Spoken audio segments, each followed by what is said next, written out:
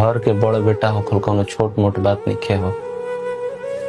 ई एगो ऐसा ओहदा हो जहाँ लड़का के अपन जवानी से पहले अपना बाप के बुढ़ापा के फिक्र होखे लागेला।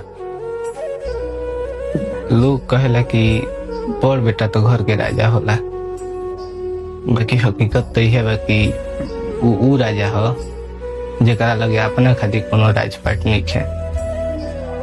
ओकर पूरा जिंदगी तो दूगो पैसा जो होते बीत जाला ताकि ओकर घर के चूल्हा ना बुझ सके। बड़ बेटा खातिर ख्वाहिश नाम के कोनो चीज ना होला भाई।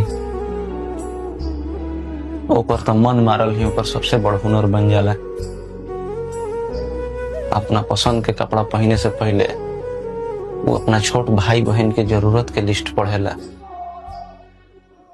वो घर के वो मजबूत खंभा हो जेकरा देह पे कतना दरार बा केहू के ऊ ना बतावे।